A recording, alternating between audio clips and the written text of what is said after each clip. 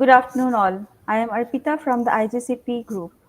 We are honored to have with us Dr. Jyoti Dev Kesavadev, a distinguished medical professional and a pioneer in the field of diabetes care.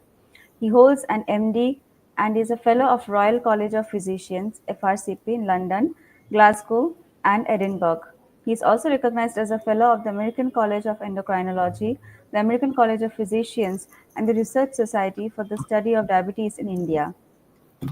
He serves as the chairman and managing director of Jyotidev's Diabetes Research Centre in Kerala, where he has been at the forefront of integrating innovative technologies into diabetes management.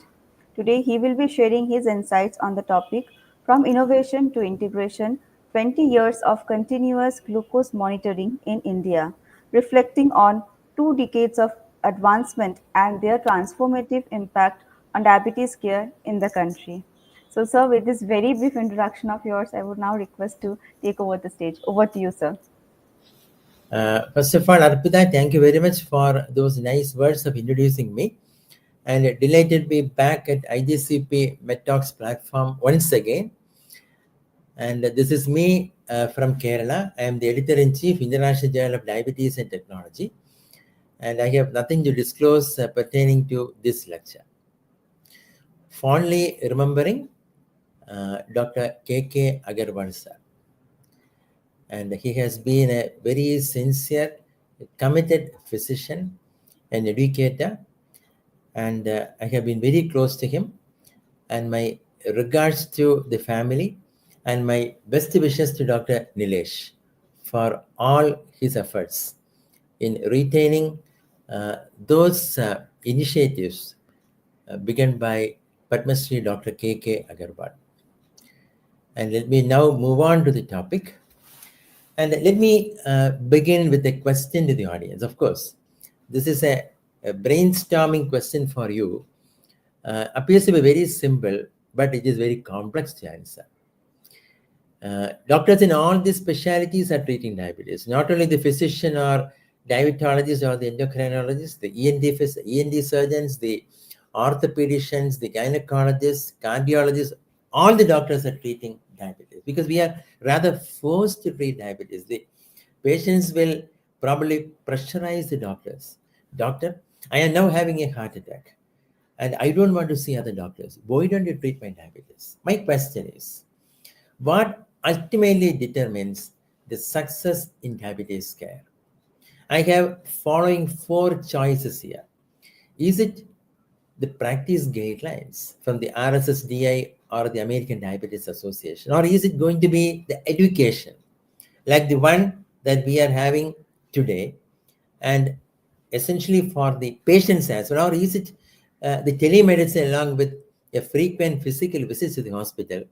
And the fourth one, is the success determined by the self-monitoring skills of the patient? And the precise answer to the question is, if you are a doctor who is determined to prevent the complications of diabetes, then the success results from ongoing monitoring, the home glucose monitoring, the home blood pressure monitoring, and so on. And for this, the doctor need to be convinced first. And then only the doctor can tell your patients, the doctor can empower the patients for self-monitoring skills. And we are here again. We are here again for this session on diabetes, since we doctors are failing, not only in India, globally we are failing. We have more than 2 dozen new drugs for diabetes, injectables as well as orals. Doctors are frustrated remembering the mechanisms of action and the names of all these new medications. But have they changed the outcomes? The answer is, those new medications have not changed the outcomes. Still, majority are succumbing to the coronary artery disease. 30 to 40% are developing diabetic kidney disease, and the average hemoglobin A1C in the country still remains close to 9%. So we are here to fill the gap. We are here to make sure that we are treating our patients to success and not treating to failure. And this is a journey. Let us begin the journey. And this is the journey, the sweet journey. And this is a story of glucose monitoring. It began with urine glucose monitoring, but in India, for me, close to my heart, is the first glucose meter which I procured for my mother. Way back in 1990s, the AIMS reflectance glucometer. And this is a glucometer, not a glucose meter, from Bayer. And the subsequent ones are called the glucose meters. It took more than 5 minutes for measuring a glucose level, but at those times, it was a phenomenal innovation. You remember the Benedict's reagent, and it lasted for more than 50 years. In the 1960s, we started using the glucose meters. And in 1970s, the hemoglobin A1C. And very recently, we started innovating and integrating continuous glucose monitoring in our practice. Let me tell you, CGM has completely transformed the way we manage diabetes. Let me start with the basic principle. CGM has got a needle. It is a biosensor needle. So when you deploy the continuous glucose monitoring sensor, it measures the glucose in the interstitial compartment. And there is always a difference between glucose which is measured in the interstitial compartment when it is compared with the glucose in the capillary blood, when it is measured in the lab or with the glucometer. And that is called the lag time. And nowadays, the CGMs have become more accurate with the help of algorithms and with the help of artificial intelligence so that the lag time is reduced to minimum. And in the earlier days, the mean absolute relative difference used to be very high. In this picture, you will see the first CGM in the world, the CGMS Gold, which got launched in India in 2004, and I started the journey from then onwards. And continuous glucose monitoring system is the name of the first device. And the term we use for the technology is CGM and not CGMS. That is continuous glucose monitoring. And this is Jayashree, now the director of our institutions, holding that cumbersome device. Look at the size of the CGM in 2004, but still we managed to have the research, the presentations, and this is a lecture at the American Diabetes Association based on CGMS Gold. We realized that with the help of continuous glucose monitoring, we could modify the behaviors and lifestyles of people with diabetes. iPro 2 was launched in 2010. The CGM has become smaller by then. Remember, it was 2010, and it could measure the glucose levels once in every 5 minutes. But all those continuous glucose monitoring devices in the past requires glucometers or glucose meters for calibration. In 2011, this is a paper that we published based on personalized treatment with CGM on deciding the dose of a bolus insulin or empowering the patients, or rather modifying the insulin timing and doses. And at those times, in 2011, we made a suggestion that it is a powerful tool for optimizing the treatment, complementing self-monitoring of blood glucose with glucose meters. Gradually, we were accepting CGM as a routine investigation in diabetes. Though it didn't appear in the routine practice guidelines, we found that in the majority, when we are engaging them with continuous glucose monitoring, they were not only comfortable, but 97% were willing to keep on repeating CGM because they found it extremely beneficial in their day-to-day management of diabetes. And in 2014, and that is more than a decade ago, in one of the papers we suggested that CGM is a tool which is so useful in preventing the progression of pre-diabetes to diabetes. Remember, this was more than a decade ago. Regular continuous glucose monitoring based counseling by a multidisciplinary team resulted in significant changes in the lifestyles. There was a weight loss in overweight and obese individuals with a significant mean reduction in the hemoglobin A1C. And currently, there is even recommendation and approval for use in pre-diabetes for continuous glucose monitoring. And this is an early publication in 432 subjects on cost effectiveness. So whenever we are recommending an expensive tool, especially a new medicine or a new injectable or a GLP-1 or a new technology, first question, and this is not only from the patients but also from the doctors, from our own fraternity. Oh my God, this is so expensive. How can you justify the cost of this expensive tool? Remember, some of these expensive modalities, when used appropriately, when the patients are educated, counseled on how to use it, how to modify the behaviors, and that's when you can prove that it is extremely cost effective.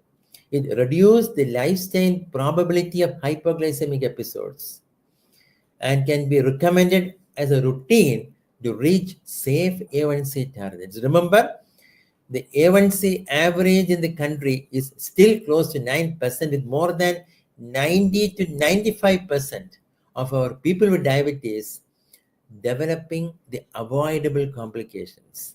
And this happens only because of the fear of losing the patients because of hypoglycemia. And when we started using CGM in our patients, including doctors from our own fraternity, it was an eye-opener to the physicians on how efficiently it can prevent the time below range. And the recommendations started appearing into 2014 onwards, and this is the consensus guidelines from India on glucose monitoring when we started incorporating CGM in the recommendations, and some of them even based on level A evidence. It was in 2015, exactly 10 years ago, when our group started recommending intermittent or periodic use of continuous glucose monitoring. Our patients cannot afford CGM to be used continuously. So why not periodic use in type 2 diabetes?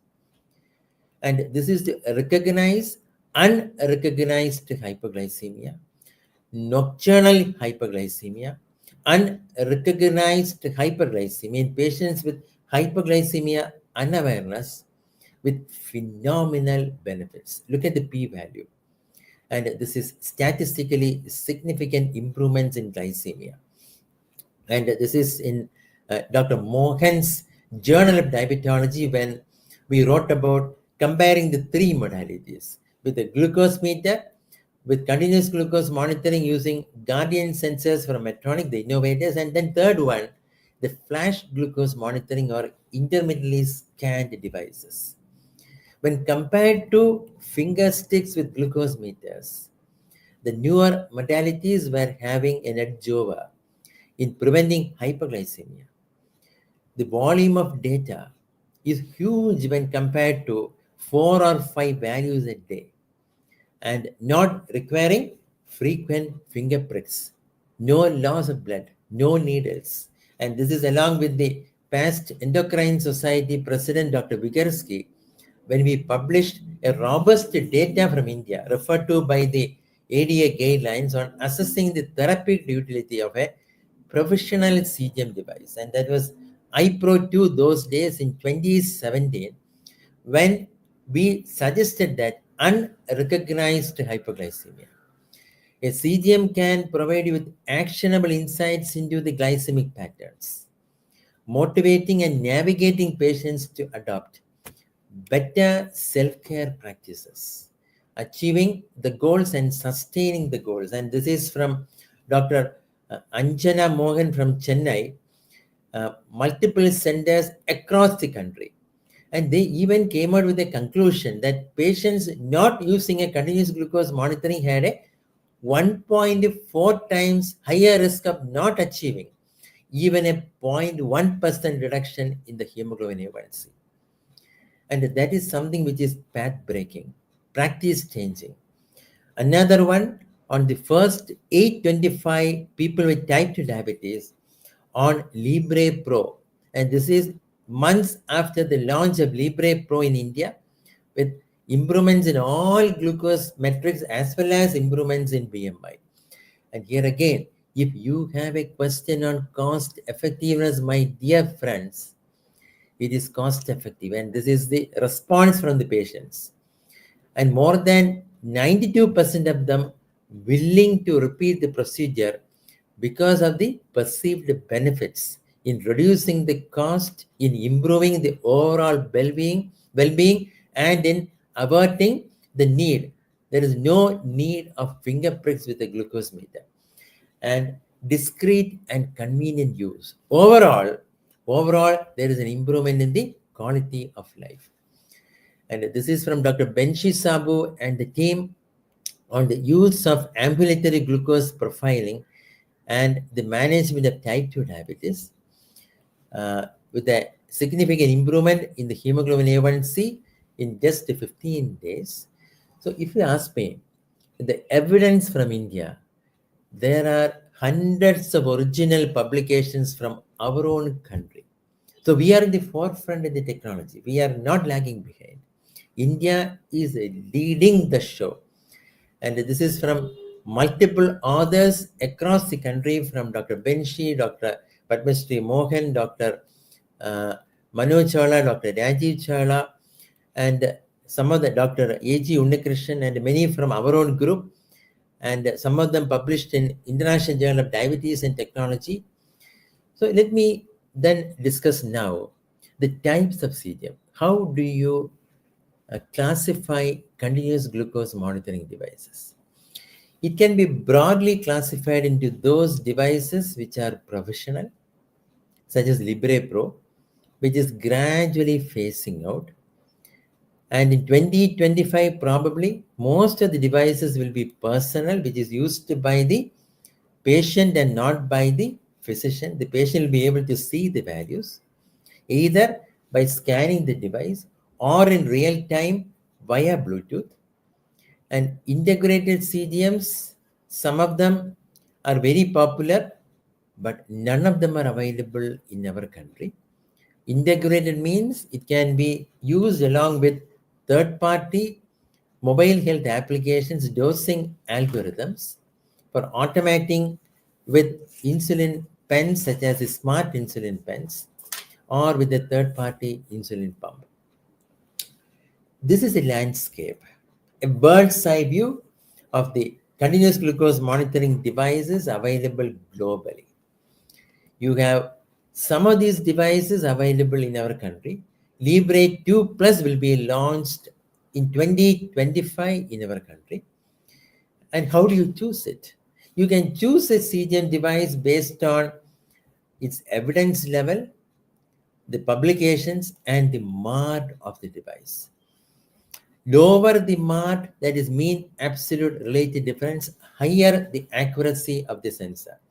The most popular one currently in our country is Libre with a MARD of 9.4%, which is fairly very good.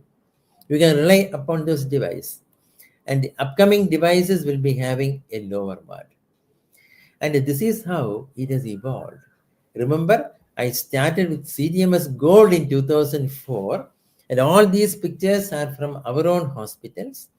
And in 2015, we witnessed the launch of Libre Pro. In 2018, the new generation of Guardian Connect replacing the iPro. And in 2020, again, Abbott Freestyle came out with a revolutionary device, and that is the factory calibrated, intermittently scanned Libre, which provides you with real-time information. And from 2023 onwards, since 2 years, we have the fortune in India, we have the privilege in India to have the digital health tools. You can use your own mobile phone with an mHealth application, that is Libre Link, and this should be an NFC enabled phone replacing the reader. So you need not carry the reader. So things have become extremely simple and user-friendly. And these are the digital health tools in India. You have the glucose levels, you can have the time in range, you can share the information with up to 20 people. So if I'm using a sensor, I can share the information with up to 20 other family members or a nurse in the hospital, or my diabetes nurse in my hospital. She can remotely monitor 20 patients. So either way, it is possible. In addition, there is a cloud-based diabetes management system with seamless possibilities. The entire data of all the patients, if we have 2,000 patients on Libre systems, the entire data will be there in the cloud in real time. I can click on individual patients, generate the report, generate the ambulatory glucose profile report, and so on. So, what is the future? Coming soon in India is Libre 2 Plus. And this will avoid the need for scanning the sensor. So in real time, without any manual interventions, the data will be available on my mobile phone all the time.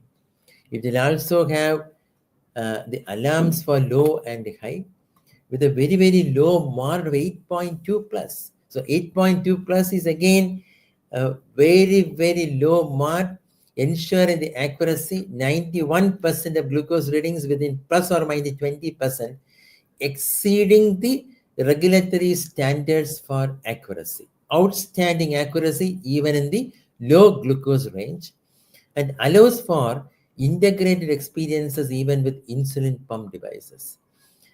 And this is 2025. We are closely monitoring and awaiting the launch of the new device, which started in 2015. And let me tell you, though we are today commemorating more than 20 years of continuous glucose monitoring in India, these devices have actually made it more simpler.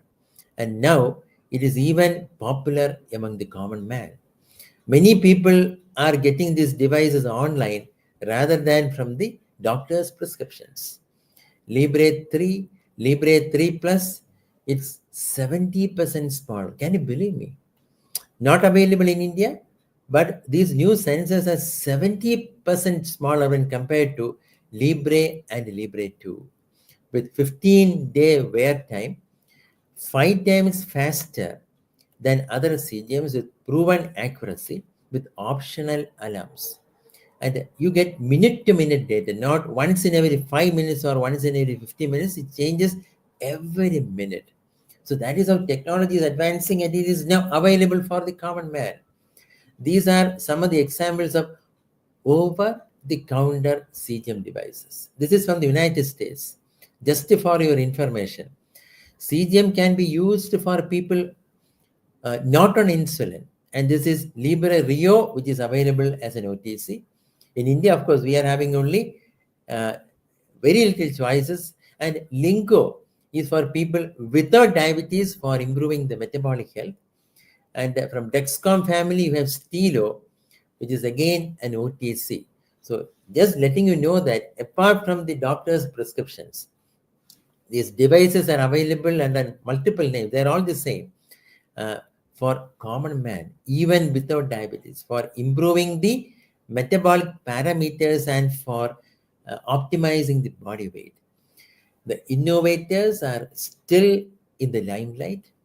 And for Medtronic, this is simpler as CGM, a disposable all-in-one continuous CGM monitor, not requiring any calibration, which works in unison with the 780G automated insulin delivery, as well as with InPen, which is a smart pen from the Medtronic family. You know, the smart insulin pens are the connected insulin pens, which can probably replace the automated insulin delivery devices in a percentage of population, maybe in 20 to 30% of people with type 1 diabetes. What is new in this space? Roche is all gearing up for the launch of a new device, and this is Accucheck Smart Gate. And this is going to be an AI dependent or it has an advanced AI algorithm to provide predictive insights, which is currently lacking in some of the or most of the CGMs. And it will have two different apps and three different predictive capabilities. One is hypoglycemia risk prediction in the next 30 minutes, and the second is glucose forecasting for the next 2 hours, and the third one is overnight hypoglycemia prediction. So when you go to the sleep, you can look at the CGM, the predictive app, and it will predict the risk of CGM in the next 7 to 8 hours. Surprising, right? Yes. And this is the pace by which the technology is advancing so fast, incorporating some of the AI-based algorithms such as tree algorithm and the neural network algorithm for the predictive capabilities. For accurate and tangible real-time glucose levels, you have the ordinary CGM app in the phone, and in addition, the Accucheck Smart Gate will have an Accucheck Smart Gate Predict app.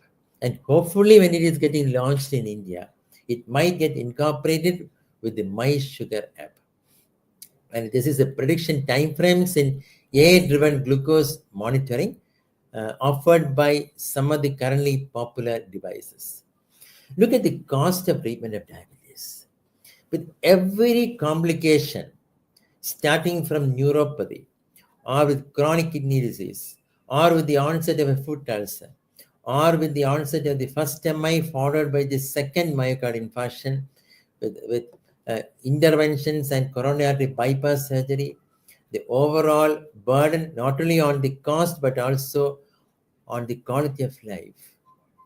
If you consider all of these complications with the cost of using a continuous glucose monitoring device, the high cost is completely offset by its efficacy in preventing the avoidable complications and the burden. And the family needs to be counseled, not only the patient. You have to have the conversation along with the members in the family for your patients to adopt the CGM.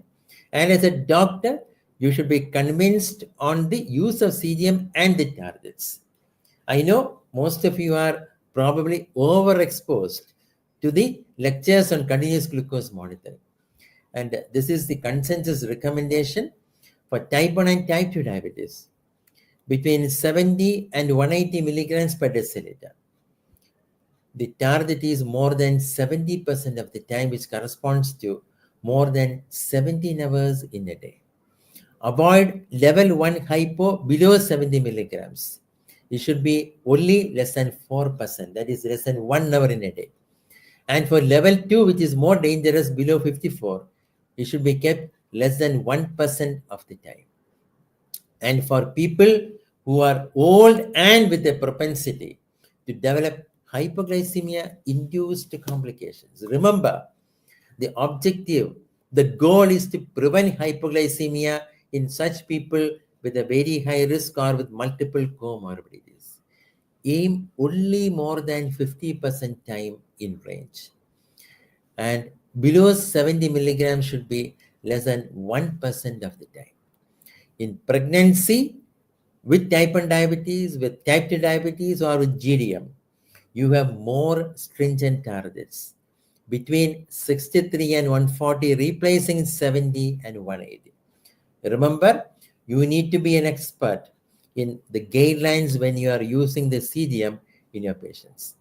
And these are the South Asian recommendations from our group on the frequency of use of CGM. Even when diabetes appears to be very well controlled, even when the time in range is more than 90% and below range is less than 1%, if possible, based on clinical judgment and based on the affordability of the patient, our consensus group recommends the use of CGM at least once in every 6 months. And if time below range is exceeding above 4 or above 5%, repeat it more frequently, 3 months and 2 months respectively. But ultimately, it is based on clinical judgment. And these are the new RSSDA recommendations from our group. the RSSDA expert consensus on optimal glucose monitoring, where we have incorporated in extensively the guidelines pertaining to the use of continuous glucose monitoring as well. The 2025 American Diabetes Association guidelines have also updated the recommendations on the use of CGM. It is now strongly endorsed for everyone with type 1 diabetes. And for type 2 diabetes, it could be either continuous or intermittent based on the necessity. And remember, continuous glucose monitoring is now recommended in pregnancy and diabetes by all the organizations. The American Diabetes Association, the American Association of Clinical Endocrinologists, and from our own RSSDI in India. Continuous glucose monitoring is now integral in clinical practice. So from innovation, now at the end of 20 years in India, it is now part of clinical practice. Before I stop, let me announce and let me introduce you to International Journal of Diabetes and Technology. Some of you are already very familiar. This is a journal which has been launched 3 years ago with an international editorial board published by Meta Wolters Kluwer, and we are providing top priority to submissions from India on original articles. 70% on technologies in diabetes, and 30% will be in general about diabetes. So let me stop with this statement. CGM, we all believe, is the second biggest discovery after insulin in diabetes. As physicians, you should have the strength, you should have the courage to offer the benefit of CGM to your patients so that they can harvest its benefits. Thank you. Thank you very much for this opportunity, and I stop here.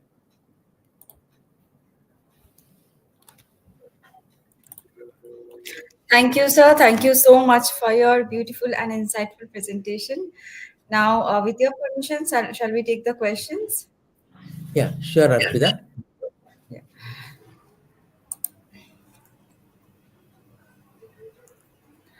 So the first question is, what are the key challenges you faced in the initial years of introducing the GCM technology in India, and how did you overcome them? Yeah, during the initial years in 2004, when we launched the device in India, it was much more expensive. Actually, over the years, it has become affordable to many people with diabetes. The initial cost was more than 5,000 rupees, and that too only for a few days. So the first CGM was meant only for 3 to 4 days. And that was more of a research tool. So we need to spend more time with the patients. And the first 10 years with the CGM, we are finding it very difficult to have the data of analysis. So it is big data available. So you have one glucose value once in every 5 minutes. And so you have huge data. So you have to spend a lot of time with the patients. And we didn't have the clue on how to translate the numbers to the patients, because we were all used to hemoglobin A1C and fasting blood glucose and postprandial blood glucose. So it was only in 2019, Dr. Tadej Batilno, Moshe Philip, and the team introduced time in range. And that was when we started using CGM with a particular objective. So there was a couple of numbers being suggested: within range, below range, above range. And now, when we are having conversations with patients and with the doctors, we have a simplified modality for analyzing the big data. And the devices have also become much smaller, reliable, and user friendly. So, biggest challenge in the beginning was, let me tell you, Arpita, it was not that accurate in the beginning, and it required a lot of calibrations. And the calibration and the accuracy ultimately was dependent on when you are calibrating and the accuracy of the glucometer. And these two challenges are now not there. It has vanished. Thank you. It has vanished due to you, like such eminent KOLs who are there, like they have shown the light to like vanish them. So moving on to the next question. Sir, could you please share specific strategies or best practices for healthcare professionals to effectively educate and motivate patients to adopt GCM? Sorry, CGM. CGM. Yeah. So, Arpita, you know that I have already told that despite our best efforts, it appears that though we are treating patients very sincerely, we are spending time with them, for some reason or the other, the patients are still developing complications of diabetes. And these complications are largely because of the fact that the glucose values after food remains very high. And when we are trying to treat the glucose levels postprandial, they start developing hypoglycemia, including hypoglycemia during the time they are sleeping. So it is so important that we should be monitoring, including the time when they are sleeping at night. So the doctor should be spending some more quality time with them. And then when they are coming back for consultation the next time, they should have quality time analyzing the data if they have done a CDM. They should not ignore. So more important than suggesting an expensive tool will be the quality time spent with the patient, showing the data in the computer. I have shown the LibreView in the cloud, so they can click on the individual patient, they can generate the report, which is a brief summary, not running into multiple pages, so that it is digestible and easily explainable to the patient. And the patient feels as if, oh my God, the doctor has suggested me an investigation which is so important for me to have my future, which is going to improve my overall quality of life. And the money that I have spent has been spent for prolonging my lifespan. So always I tell my patients, I ask my patients, my dear, what was the lifespan of people, the human beings 200 years ago? And that is before modern medicine. The uniform answer from people, including like you are very young, and including those who are 25 years or 20 years or 30 years or even 80 years, including the children from schools, 12th standard or 11th standard. When I ask this question, the answer is, oh, Jodev sir, the lifespan long ago, maybe 80 years, 100 years, 130 years. And then I will show them the graph from the Wikipedia. The lifespan before the era of modern medicine for human beings used to be less than 30 years. Oh my God, only 30 years. No, no, not even 30 years. It was less than 30 years. Less than 30 years. It was around 28 or 27 years, which nobody remembers now. We are still trying to promote Ayurveda and other modalities where, of course, they are all good. They are all part of our life. But we should remember the fact that modern medicine and innovations have helped us prolong the lifespan.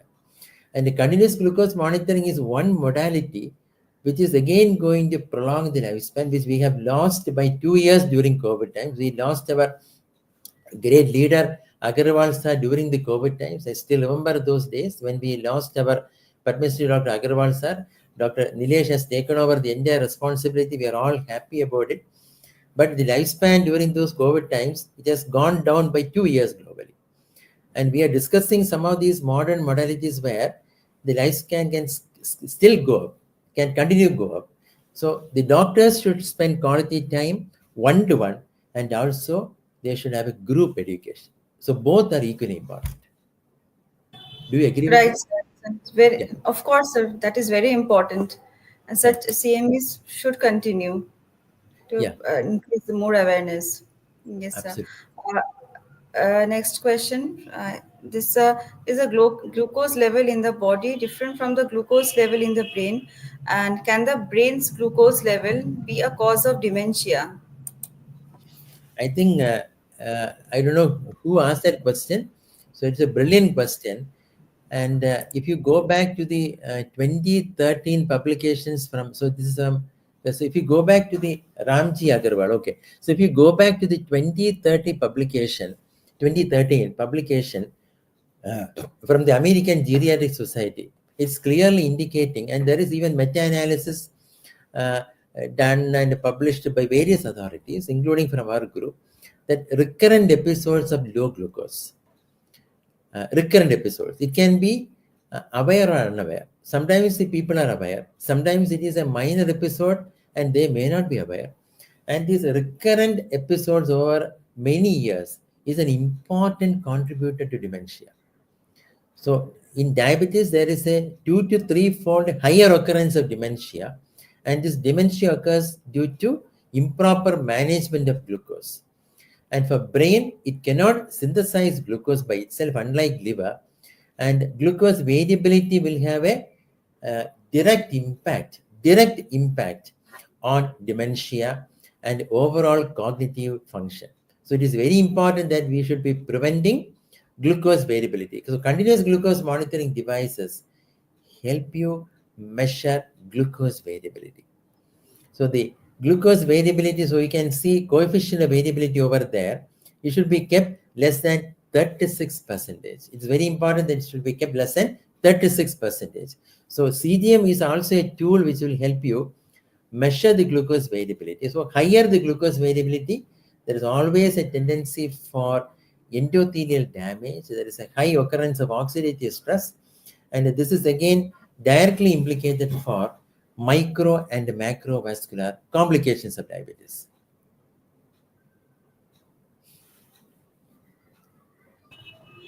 Right, sir. Right, sir. Thank you so much, and thanks to, uh, I don't know, Dr. Ramji Agarwal or Mr. Ramji Agarwal, but thank you so much for putting down this question. Thank you. So, moving on to the one last question. So, since you are the pioneer in diabetes management, what role do you believe collaborations between healthcare providers, researchers, and technology developers play in the future of personalized diabetes care? Uh, because long ago, after using telemedicine for many years, because we started using telemedicine in 1997, and uh, then again I realized that the success comes from doctors having a collaboration with engineers. Because we doctors realize that these are the gaps in the therapy, these are the defects. This is hypoglycemia, the patients are not adherent. We are giving multiple drugs, and the patients will themselves decide that first 3 drugs can be continued and the last 6 drugs can be stopped. They will decide. So we require partnership, smart partnership with the technocrats, with the engineers, and that is when success comes.